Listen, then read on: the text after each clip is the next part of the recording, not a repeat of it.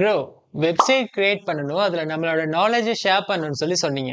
அப்படி பண்ணா மட்டுமே இன்கம் வருமான்னு கேட்டா, அதுக்குன்னு சில எலிஜிபிலிட்டிஸ் இருக்கு. அதாவது நம்ம பிளாகிங் எழுதும் போது நமக்கு இன்கம் வராது.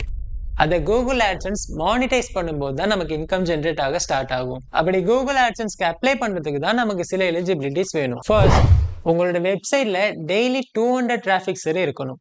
டிராஃபிக்னா ஒன்றும் கிடையாது, உங்களோட வெப்சைட்க்கு வந்து எத்தனை பேர் உங்களோட ஆர்டிக்கலை படிக்கிறாங்கன்றது தான். அண்ட் செகண்ட், உங்களோட பிளாகிங் ஆர்டிக்கல் எல்லாம் ரொம்பவே யூனிக்கானதா இருக்கணும். இன்னொரு இடத்துல இருந்து அப்படியே காப்பி பேஸ்ட் பண்ணதா இருக்கக்கூடாது. அப்படி காப்பி பேஸ்ட் பண்ணீங்கன்னு சொன்னா உங்களுக்கு மானிட்டைசேஷன் அப்ரூவல் கிடைக்காது. அண்ட் தேர்ட், லீகல் பேஜஸ்னு ஒரு விஷயம் இருக்கு.